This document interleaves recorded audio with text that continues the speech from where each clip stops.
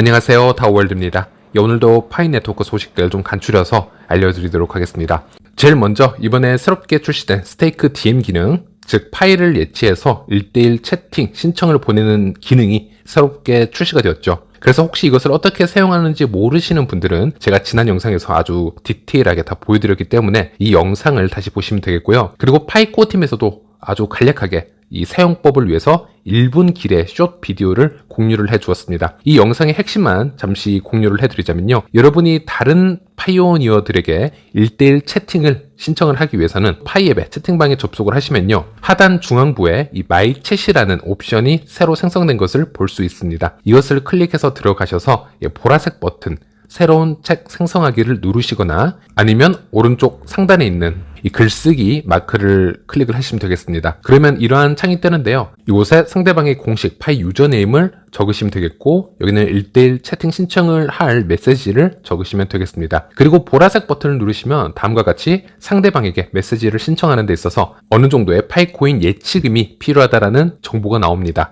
그리고 이 예치금은 파이코어 팀 지갑 주소로 예치가 되고요. 다음 화면과 같은 경우는 0.21 파이코인의 예치금이 필요하네요. 물론 이 예치금은 상대방이 1대1 채팅 신청을 수락하게 되면 소량의 수수료를 제외하고는 모두 환급받을 수 있습니다. 그래서 버튼을 눌러서 결제를 해주시면 되겠고요. 그러면 1대1 대화 신청이 전송이 됩니다. 그러면 상대방의 파이앱에 접속을 해서 어떻게 신청이 들어와 있는지도 한번 살펴보도록 하겠습니다. 이런 식으로 1대1 채팅이 들어와 있는 것을 볼 수 있습니다. 그래서 이분과 1대1 채팅을 할 의향이 있다면 보라색 버튼을 눌러서 채팅 수락을 해주시면 되겠습니다. 이렇게 되면 채팅 신청을 보냈던 분도 예치해놨던 파이코인을 다시 본인의 지갑으로 환급받을 수 있습니다. 네, 그리고 다시 말씀드리지만 여기서 조심하셔야 되는 부분은 상대방이 1대1 신청을 받지 않으면 본인이 예치해놨던 파이코인을 다시 돌려받을 수 없기 때문에 확실히 1대1 신청을 받아줄 거라는 확신을 할 수 있는 분들에게만 이 대화 신청을 하시는 것이 맞겠고요. 상대방에게 1대1 신청이 많이 몰려있는 아주 유명한 코어팀 멤버라든지 인플루언서들이라면 여러분이 그분들에게 대화 신청을 할 때는 좀 더 상대적으로 높은 금액의 파이코인을 예치를 해서 1대1 신청을 해야 될 수도 있습니다. 그래서 파이코어 팀의 니콜라스에게 여러분이 1대1 대화를 신청을 하기 위해서는 무려 지금 현재 시점으로요 1600파이가 넘는 금액을 예치를 해놔야 DM 신청, 1대1 대화 신청을 할 수가 있습니다. 하지만 니콜라스가 여러분의 1대1 대화 신청을 수락할지는 의문입니다. 이럴 경우에는 1600파이를 여러분이 돌려받지 못할 수도 있다는 얘기가 되겠습니다. 즉 확신이 없으면 대화 신청을 안 하는 게 맞겠죠. 물론 대부분의 유저들은 0.21파이나 0.3파이 정도만 예치를 해놔도 큰 문제 없이 대화 신청을 할 수가 있습니다. 네, 이렇게 이해를 해주시면 되겠고요. 그리고 어제 시니어 채팅방에 코어팀 멤버가 잠시 입장을 해서 이 스테이크 DM 앱에 이 피드백을 받고자 여러 파이오니어들과 얘기를 나누는 시간을 가졌습니다. 네, 그리고 이 1대1 대화 신청을 그냥 DM이라고 쉽게 부르도록 하겠습니다. 네, 코어팀도 여기서 언급을 했지만 DM을 보내기 위해서는 기본적으로 여러분이 KYC를 통과하고 마이그레이션까지 완성된 분들만 DM 신청을 할 수 있습니다. 하지만 DM을 받는 사람 입장에서는 KYC 통과 여부와 상관없이 DM 신청을 받을 수 있습니다. 왜냐하면 당연히 DM을 신청하려면 파이 예치 금액이 필요하니 지갑이 있어야 되고요. 그러려면 당연히 마이그레이션이 완성된 분들만 가능하겠죠. 그리고 DM을 받는 분들은 파이코인 예치금과 상관이 없기 때문에 KYC를 통과하지 않더라도 받을 수 있다는 얘기가 되겠습니다. 그리고 이 DM 기능에 이미지를 업로드할 수 있는 기능들도 현재 개발팀에서 긍정적으로 바라보고 있다고 합니다. 그래서 현재는 텍스트 위주의 채팅만 가능하지만은 미래는 이미지도 업로드가 가능할 수도 있다라는 것이고요. 그리고 상대방이 DM 요청을 받아주었을 때 가끔 본인이 예치해놨던 파이코인이 바로 환급되지 않고 시간이 오래 걸리는 경우가 있습니다. 저 같은 경우도 어떤 경우는 바로 환급이 될 때가 있고 또 어떨 땐 12시간이 지나야 제 지갑으로 들어오는 경우도 있었는데요. 그럴 경우에는 상대방이 DM 요청을 받았다 하더라도 이렇게 펜딩이라는 표시가 떠 있는 경우가 있습니다.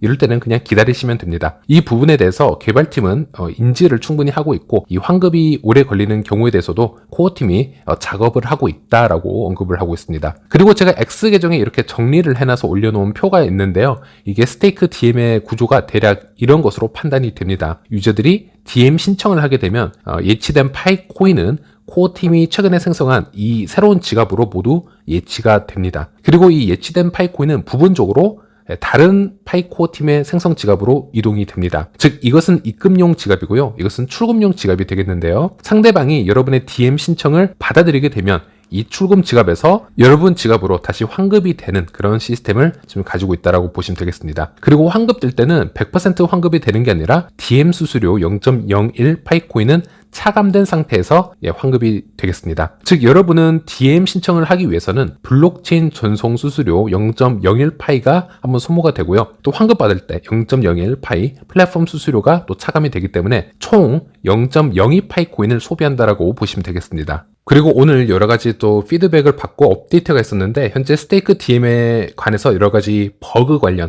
이 피드백이 있었고 이런 부분도 수정을 했는데요. 예를 들어서 블락된 유저에 관한 가시성 업데이트, 뭐 예를 들어서 키보드가 이 텍스트 필드를 침범할 때 생길 수 있는 부분에 또 불편함들을 또 수정을 했고 또 메시지 가시성을 좀 더 극대화하기 위해서 현재도 지금 코어팀이 전체 기록을 다 보여주기 위해서 지금 개발 중이라고 합니다. 그래서 오늘만 코어팀이 모더들에게 다시 업데이트한 UI 관련 이 픽스 부분이 10가지가 좀 넘는다라고 지금 얘기가 되어지고 있습니다. 그리고 파이 홈페이지에 접속을 하셔서 블로그란을 보시면 여러분도 이 새로운 기능의 업데이트에 대해서 자세히 읽어보시면 되겠지만 최근 이 파이 네트워크 DM 기능은요. 야후 파이낸스나 이 시지언 같은 곳에서도 소개가 동시에 되고 있기 때문에 외부 미디어의 글도 잠시 소개해 드리도록 하겠습니다. 총 10가지가 넘는 미디어가 지금 이 DM에 대해서 얘기를 하고 있지만 기본적으로 다 같은 컨텐츠를 가지고 있기 때문에 오리지널 소스인 이 시지언의 글을 읽어드리자면요. 이 부분만 보셔도 될 것 같은데요. 이 파이어사이드 포럼은 파이오니어들 사이에서 긍정적인 콘텐츠 상호작용을 불러일으키려고 했지만 이 파이챗의 최신 스테이크 DM 기능은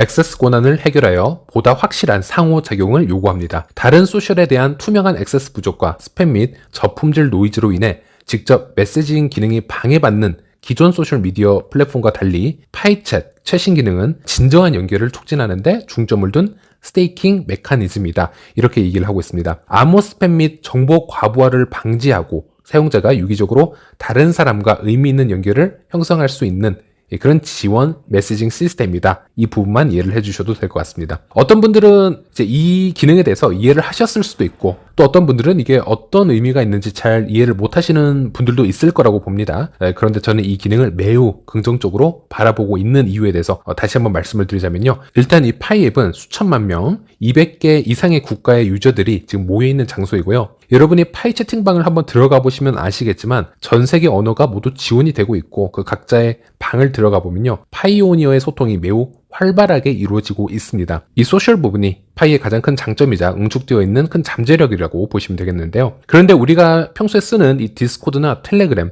또는 이 X에서 활발히 활동을 해보시면 아시겠지만 너무 많은 스팸이나 이런 1대1 채팅에 우리 모두 노출이 되어 있습니다. 스캠성 글부터 해서 정말 다 블락을 일일이 다 해줘야 되는 부분도 있는데요. 사실 이것이 순진한 분들에게는 스캠을 쉽게 당할 수 있는 주요 루트일 수도 있고요. 또 저처럼 그런 걸 다 무시한다 하더라도 이게 엄청난 노이즈와 같은 현상으로 비춰질 수 있기 때문에 분명 좋은 현상은 아니라는 것이죠. 파이는 미래 오픈 메인넷이 되면요. 이 파이 앱 또는 소셜로 엄청난 유저들이 다시 새로 유입될 거라고 생각을 하고 있습니다. 심지어 타 블록체인 커뮤니티에서도 이쪽으로 넘어와서 수많은 이 스팸들을 뿌릴 것이고요. 여러 가지 NFT나 밈코인 매수 홍보가 또는 또 여러 사기성 글 등등 정말 많은 홍보가 일어날 것으로 예측이 됩니다. 여러분 얼마 전 지갑의 요청 기능 업데이트가 된 이후로 정말 많은 이 스캠성 요청 메시지가 오고 있는 것을 다들 알고 있으실 겁니다. 물론 여러분들 이런 메시지에 속으시면 안 되시겠죠. 그냥 무시하시면 됩니다. 저 또한 이런 메시지를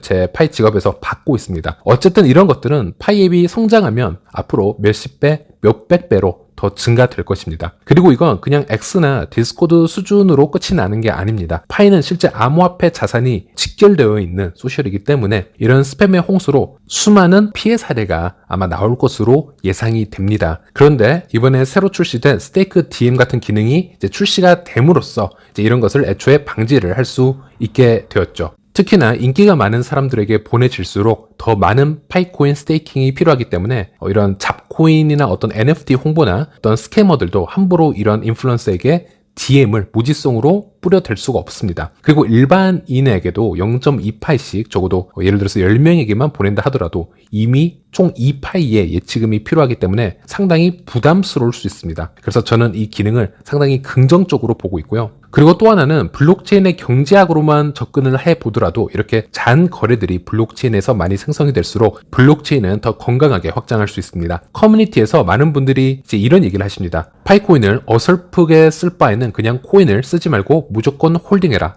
사용을 하는 것은 좋지 않은 현상이다. 이렇게 얘기를 하시는 분들도 있으시지만 예를 들어 국가가 초기 성장도 하지 않았는데 화폐의 유통 속도가 제로의 방향으로 떨어진다. 즉 경제가 돌지 않는다라는 것은 즉 디플레이션 현상을 얘기를 하는 겁니다. 그러면 그 국가는 망하게 되어 있습니다.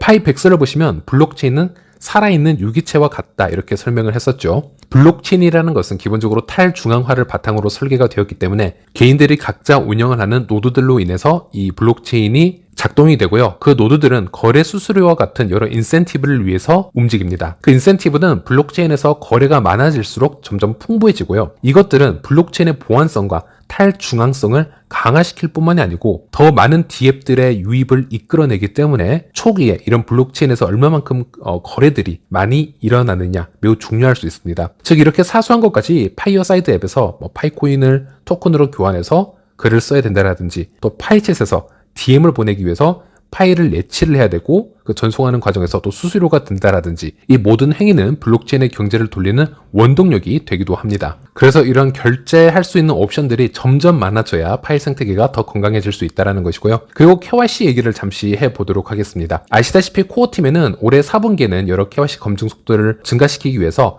여러 가지 개발에 치중을 하고 있다. 이렇게 지난 영상에서 소식을 전해드렸었는데요. 오늘 파이 뉴스를 보시는 것처럼 현재 정말 많은 KYC 신청건들이 처리가 되고 있거나 또 KYC 검증건들이 늘어나고 있다라고 얘기를 합니다. 또 이런 계정 같은 경우에는 1시간에 40명 이상의 파이오니어를 검증을 했다라고 얘기를 하고 있고요. 제가 현재 필리핀에서 거주를 하고 있기 때문에 저도 KYC 체크를 한번 해봤는데 한 1년 이상 저에게는 KYC 검증건들이 들어오질 않았습니다. 하지만 오늘은 저에게도 끊임없이 KYC 검증건이 들어오는 것을 확인할 수 있었고 저도 수십 건 이상 지금 검증을 했는데요. 하지만 KYC 검증을 하면서 좀 안타까웠던 부분은 초기에 검증을 해왔던 평균적인 데이터보다 오늘 수십 건 이상의 KYC 데이터를 보았을 때 물론 상대적이긴 하겠지만요. 정말 구분하기 힘든 아이디 사진들이 많았습니다. 그래서 저 같은 경우는 많은 확률로 불합격을 줄 수밖에 없었는데요. 어차피 제가 어떤 결정을 한다고 하더라도 또 수많은 다른 복수 검증자들의 결과값과 또 다른 차원의 복수 검증을 통해서 그 신청건이 결정이 되기 때문에 여러분들도 여기 대해서 검증을 하실 때 무조건적으로 객관적으로 보고 판단을 하셔야 될 것 같습니다. 그리고 KYC는 분명 부정한 방법으로 KYC를 통과시키고자 하는 그런 인원들도 존재합니다. 그런 유저들의 유입을 막기 위해서라도 좀 더 정확한